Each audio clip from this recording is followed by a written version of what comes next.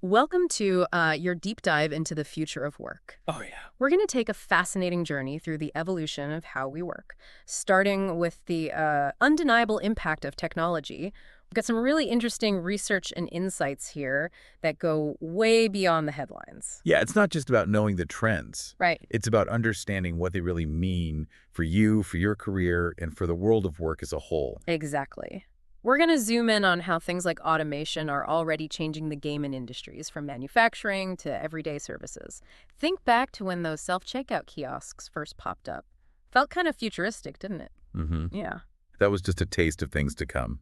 Now we're talking about robotic process automation, where software bots are handling tasks like data entry and customer service interactions. It's about efficiency, but it also frees up human workers to focus on more complex and creative tasks. Okay, so it's not just about robots taking over. It's about this collaboration between humans and machines. Precisely.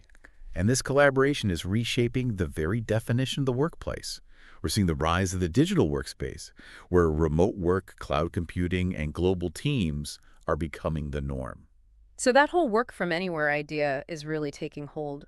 But I'm curious, what are some of the challenges that come with this digital shift? It can't all be smooth sailing, right? You're right. There are Mhm. definitely bumps in the road. Companies are still figuring out how to manage remote teams effectively, how to foster a sense of connection and belonging when people aren't physically together, and how to ensure cybersecurity in this new landscape. It's almost like we're building the plane as we're flying it. We're adopting these technologies so rapidly that we're still figuring out the best practices as we go. That's a great analogy. Yeah.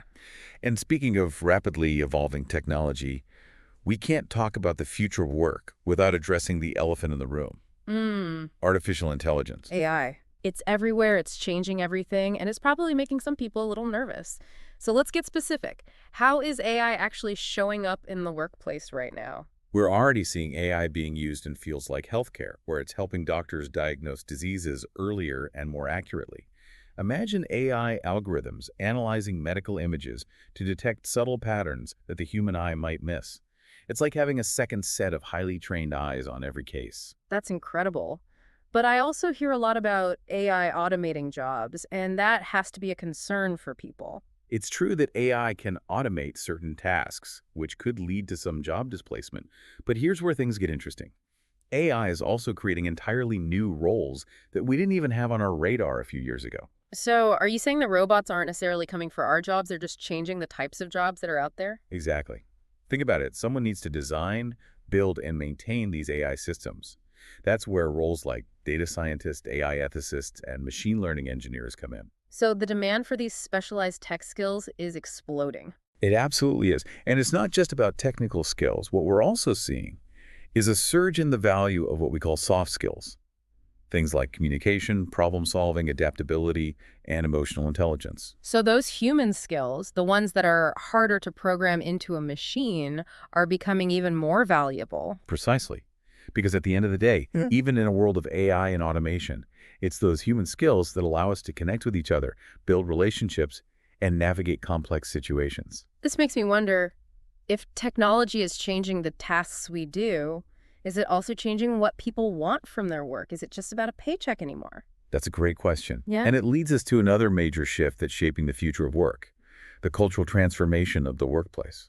We're seeing a growing demand for meaningful work, for a sense of purpose and belonging, and for a greater emphasis on well-being. So it's like people are expecting more from their jobs than just a 9 to 5 grind. They want to feel like their work matters, like they're making a difference. You're absolutely right. And companies are starting to recognize this. We're seeing a lot more emphasis on corporate social responsibility, where companies are investing in initiatives that benefit society and the environment. It sounds like companies are realizing that attracting top talent means going beyond just salary and benefits. They need to align with employees' values and offer them a sense of purpose. What other cultural shifts are we seeing? Diversity, equity, and inclusion have also become major priorities. Companies are recognizing that having a diverse workforce isn't just the right thing to do.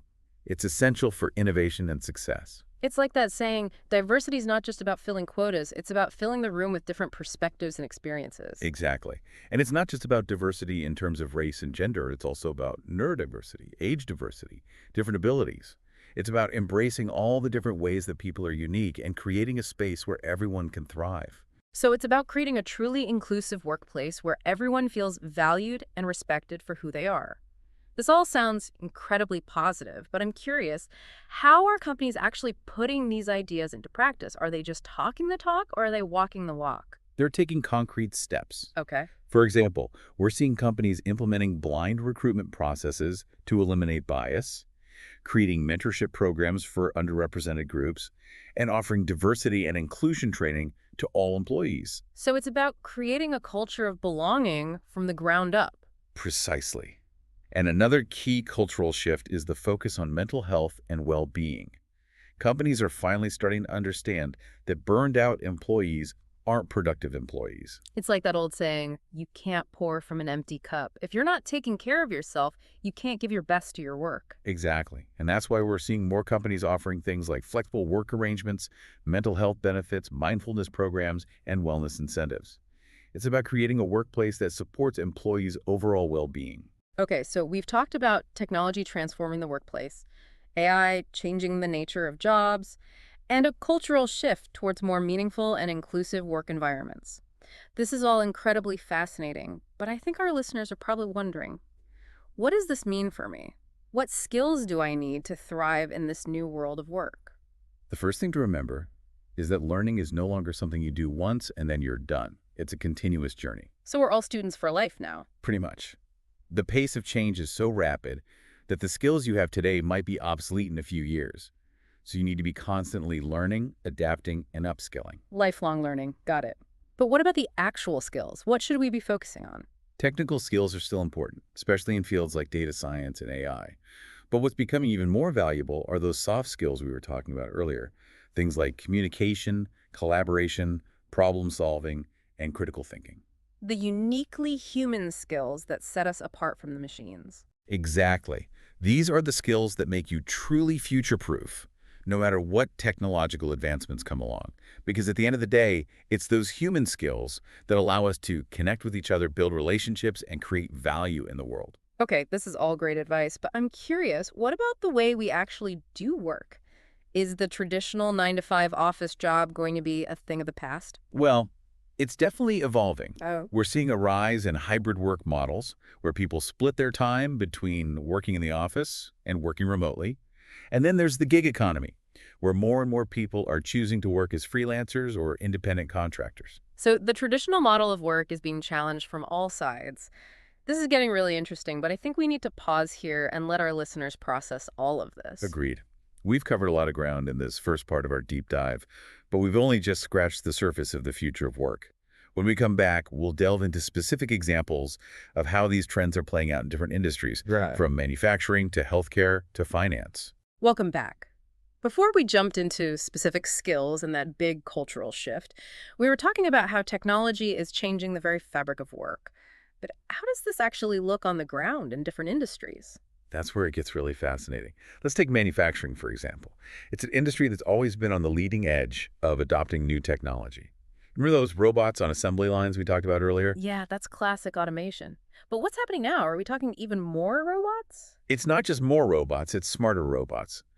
We're seeing the rise of what's called Industry 4.0, where technologies like artificial intelligence, the Internet of Things, and cloud computing are all converging. Imagine a factory where machines can communicate with each other, analyze data in real time, and even make decisions on their own.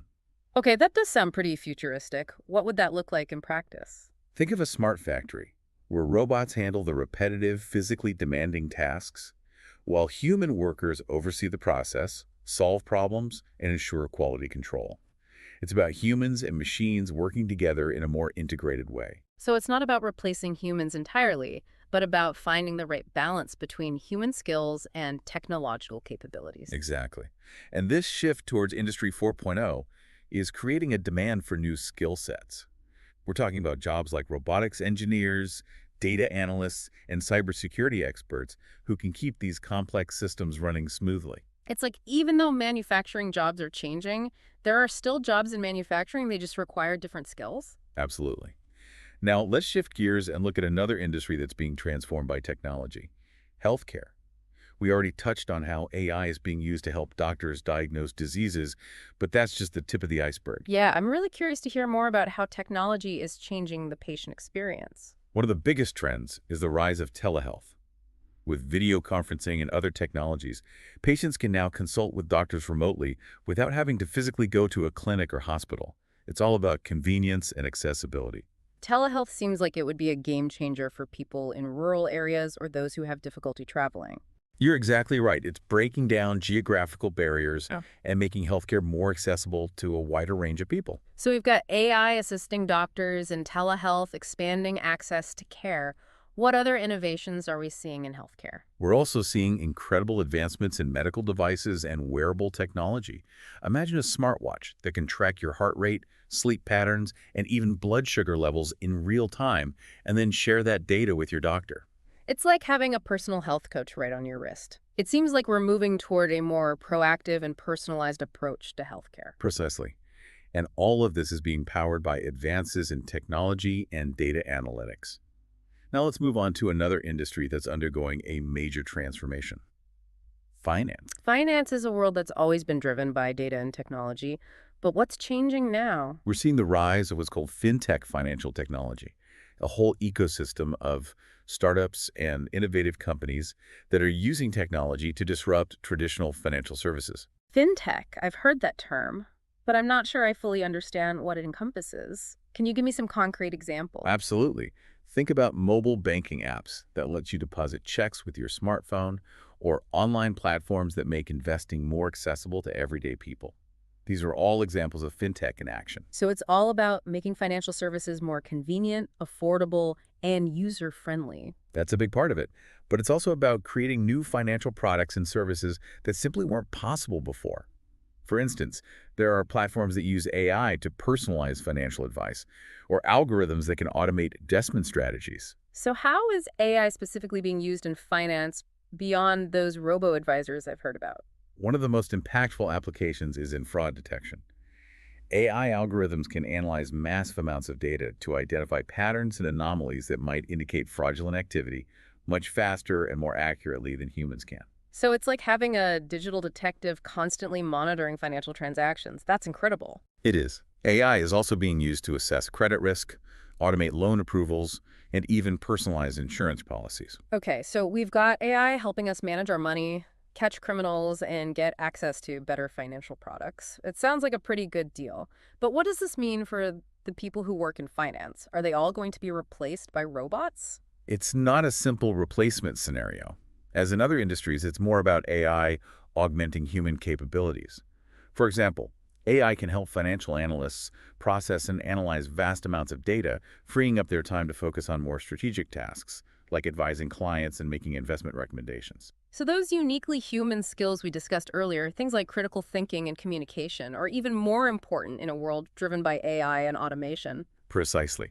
The key takeaway here is that the impact of technology is felt across all industries. And while the specific jobs may change, the need for human skills, adaptability, and continuous learning remains constant. It seems like the ability to adapt and learn new things is the most valuable skill in the future of work, no matter what industry you're in. Absolutely. And that brings us to two trends that are reshaping not just what we do, but how we do it: the rise of hybrid work models and the ever-expanding gig economy. These are two very different ways of working, but both are gaining incredible momentum. We'll need to dive into that next. I agree. It's a conversation that gets to the heart of how work is changing, not just in terms of the tasks we do, but the very structure of how we work. Welcome back to our deep dive into the future of work. It feels like we've traveled through time exploring how technology is impacting every corner of the working world. It's been quite a journey, and we've arrived at a point where not just the jobs themselves, but the entire structure of work is changing. Exactly. Before the break, we were about to unpack two trends that are really shaking things up: hybrid work and the gig economy. These are two distinct paths, but they both reflect this growing desire for flexibility and autonomy in how we work. Okay, let's start with hybrid work. What does that look like in reality? Is it just working from home a couple of days a week? It can be, but it's much broader than that. Hybrid work is really about finding a balance between being in the office and working remotely. It could be splitting your week, having flexible hours, or even a blend of both. So it's not a one-size-fits-all model. It's about customization and finding what works best for both the employee and the employer. Precisely. And it requires a shift in mindset on both sides. For employees, It means being self-motivated and disciplined even when you're not in the office. For employers, it's about trusting your team and focusing on results rather than just hours spent at a desk. That trust factor seems crucial. It's no longer about physically seeing someone working. It's about measuring their output and contribution. You hit the nail on the head. Yeah. And this shift in focus can actually lead to increased productivity. Studies have shown that employees who have more control over their work environment and schedule tend to be more engaged and productive. Plus, think about all the time and energy saved by not commuting every day. That has to have a positive impact on well-being. But surely there are some challenges that come with hybrid work, right? It can't all be sunshine and roses. Of course, there are hurdles. Yeah. Maintaining a strong company culture when everyone's not physically together can be tough. It takes effort to build relationships and collaborate effectively when you're not seeing your colleagues face to face every day. I can imagine communication becoming even more important in a hybrid model. You can't just swing by someone's desk to ask a quick question. Exactly. Clear communication, well-defined expectations, and the right technology to support remote collaboration are all essential for hybrid work to succeed. And managers need to develop new skills in leading and motivating teams that are spread across different locations and time zones. It sounds like hybrid work requires adaptation and intentionality from both employees and companies. But if done right, it can offer some pretty compelling benefits. Absolutely. Now let's switch gears and talk about another trend that's gaining momentum: the gig economy. It's a world of freelancers, independent contractors, consultants, anyone working on a project-by-project basis rather than in a traditional full-time role. The gig economy is definitely having a moment. Uh-huh. What's driving this shift towards more freelance and contract work? For many workers, it's the allure of flexibility and autonomy. Right. They want to be their own boss, set their own hours, and choose the projects they work on. They're looking for freedom and control over their work lives. And for companies, I imagine it's appealing to be able to tap into specialized skills and talent on demand without the overhead of hiring full-time employees. You're exactly right. It's a way to scale up or down as needed, adapt to changing market conditions, and access a global pool of talent. So it's a win-win for both sides, at least on the surface. But I imagine there are trade-offs to consider as well. What are some of the downsides of the gig economy? For workers, the biggest challenge is the lack of stability and predictability. You might have a feast of projects one month and famine the next. There's no guaranteed income, and benefits like health insurance and retirement savings are typically the responsibility of the individual. That lack of security would be a deal breaker for a lot of people. It takes a certain personality type to thrive in that kind of environment. You're right, it requires a high degree of self-motivation, organization, and financial savvy. You have to be comfortable with uncertainty and manage your time and resources wisely. So it's not for the faint of heart, but for those who value freedom and flexibility above all else, it can be a liberating way to work. Absolutely. And as the gig economy continues to grow, we're seeing more resources and support systems emerging to help freelancers navigate the challenges. It's almost like a whole new ecosystem is developing around this way of working. Exactly. And it's a testament to the fact that the future of work is not a one-size-fits-all proposition. It's a diverse landscape with multiple paths and possibilities. As we wrap up this deep dive into the future of work, what are some key takeaways you hope our listener will walk away with? The main thing is this: the future of work is not something that's happening to us. It's something we're actively shaping every single day through the choices we make. It's about being informed, being adaptable, and embracing the opportunities that this evolving landscape presents. Precisely. The future of work is not a destination. It's a journey. And the skills we've discussed today, adaptability, continuous learning, and those uniquely human skills will be your compass and guide along the way. So what does this all mean for you? What kind of work do you envision yourself doing 5, 10, even 20 years from now? What skills will you need to develop, and what values do you want to bring to the table? These are the questions to ponder as we move forward into this exciting and uncharted territory. Right. The future of work is in your hands. That's a wrap on our exploration of the future of work. We hope this deep dive has provided you with valuable insights and sparked some thought-provoking questions. If there's one thing to remember, it's that the future is not something to be feared, but rather an opportunity to be embraced. Keep learning, keep growing, and keep shaping the future of work.